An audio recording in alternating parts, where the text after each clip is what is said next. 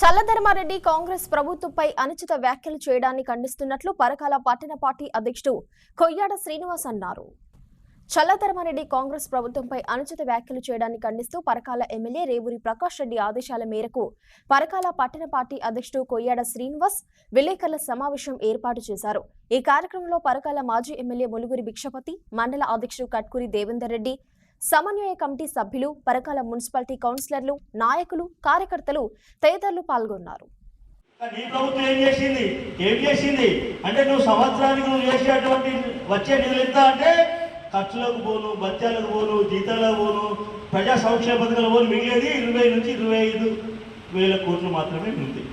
ఇక్కడ నువ్వేం చేసినావు కదా, 2 లక్షల కోట్ల రూపాయల ప్రజలు మంజూరు చేసినావు, నీకు ఇష్టం ఉన్నది చేసినావు. అంటే హుజరాబాద్ ఎన్నికల్లో కదా 500 కోట్ల వాళ్ళు మంజూరు చేస్తే బిల్లు రాక ఇప్పటికి కూడా అక్కడ ఏడుస్తాను. ఎవరు హుజరాబాద్ నీ యొక్క కండక్ట్ చేసినట్టు బిల్లు యజమానులు. కొంచెం మనం మాట్లాడేటప్పుడు ఏం చేయాలి, కొంచెం ఆలోచించాలి. అంటే నీకన్నా తెలియదోకోడు రాజకీయాల్లో ఉన్నారు, కాంగ్రెస్ పార్టీలో మాట్లాడడం ఇవ్వలేరు, ప్రకాష్ రెడ్డి గారు పెద్ద పట్టించుకోరు. నేను ఏది మాట్లాడితే ప్రజలకు అనుకుంటున్నావా? నువ్వు నినాదమైన మీటింగ్ పెట్టావు, 6 గ్యారెంటీలు ఇవ్వనటువంటి కాంగ్రెస్ ప్రభుత్వాన్ని రాబోయే పార్లమెంట్ ఎన్నికల్లో ఓడించడానికి ప్రసిద్ధంగా ఉన్నావు. నేను అంటున్నా, మరి నువ్వు 6 గ్యారెంటీలు ఇవ్వాలి అంటున్నావు. ఇప్పుడు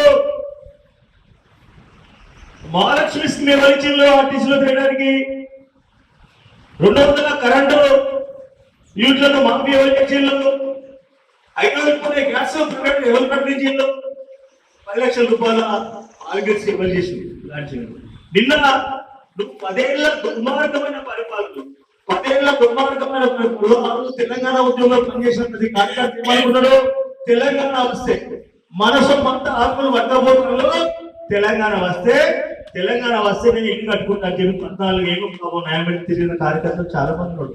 ఒక్కని కన్నా నీ నియోజకవర్గంలో నువ్వు కావచ్చు, నీ దుర్మార్గపు ముఖ్యమంత్రి కావచ్చు, ఎవరికన్నా ఇల్లు ఇచ్చిన పాపన వీళ్ళ ఇచ్చిన కన్నా నిన్న 3,650 ఇళ్ళు మొత్తానికి మా యొక్క ముఖ్యమంత్రి గారు ప్రతి ఒక్క నియోజకవర్గానికి ప్రకటించారు.